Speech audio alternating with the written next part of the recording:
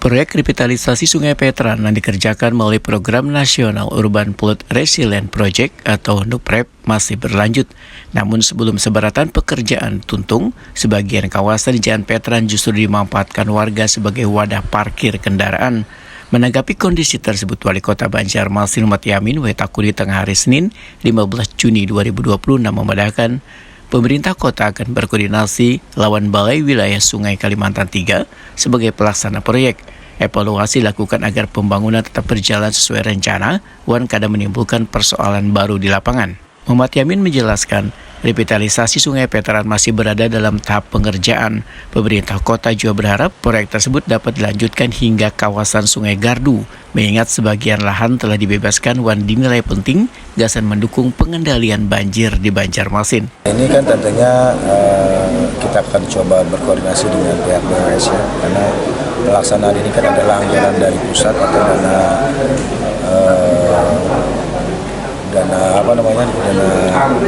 bantuan. Tentunya ini kita evaluasi karena sampai saat ini kan masih terus berproses nih. Nah, kami dari pemerintah Kota Banjarmasin juga terus menyampaikan ke pihak BWS harapan kita itu terus bisa dilanjutkan pembangunannya sampai ke Sungai Gardu ya, ujung sana ya.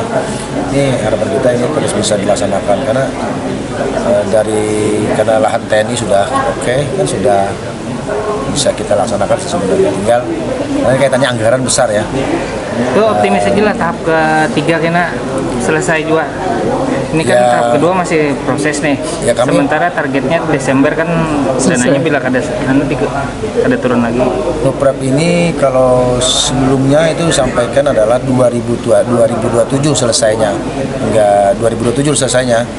Tapi nanti kami akan koordinasikan lagi lah dengan pihak terkait khususnya NUPREP yang ada di Jalan Petran. Ketua DPRD Banjarmasin Iqbal Pahruri meminta sebaratan instansi terkait memperkuat koordinasi agar proses pembebasan lahan yang menjadi salah satu kendala utama dapat segera diselesaikan. Menurut Iqbal Pahruri, percepatan penyelesaian proyek membutuhkan sinergi sebaratan pemangku kepentingan sehingga manfaat pembangunan dapat segera dirasakan warga.